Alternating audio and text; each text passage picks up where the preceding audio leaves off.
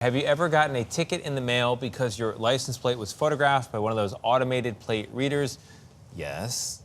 Maybe? Yes, only definitely. Maybe? No, the red light camera gets me. I thought you could say never, never, and I would I believe you. wish. Those readers are not only looking for speeding vehicles, they are also tracking and flagging vehicles reported stolen or linked to someone with an outstanding warrant, which could get you pulled over long after the fact. But what happens when the system makes an error, a mistake?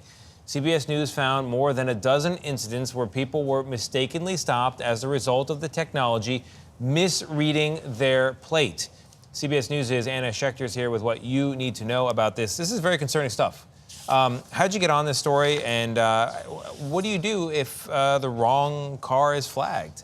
Well, initially we were looking at AI and policing and how it's changing policing. And I spoke to police departments all over the country, large and small, sheriff's offices, and they all say that AI and technology, including these automatic license plate readers, are a game changer because the way it works is it's a high-speed camera that uses AI to read the license plate and check it against a hot list that police have, so a stolen vehicle or a vehicle used in a crime.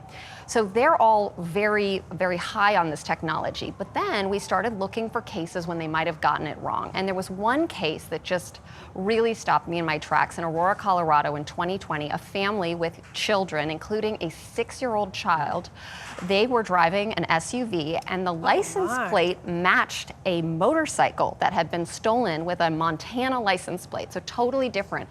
But the automatic license plate reader just read that license plate and it triggered a felony stop, and Aurora police stopped this family. I think we actually have some still images. Guns drawn. We saw it, yeah. When it triggers that felony stop, police are often trained to draw their weapons, have the family get out of the car, lie on the hot summer pavement in Colorado. Really horrific, traumatic stuff. And then we started looking for more. And we kept finding more. Wow. New Mexico, New York, more in Colorado, actually. Even one case where a woman, she drove into her fancy condo garage and they followed her in.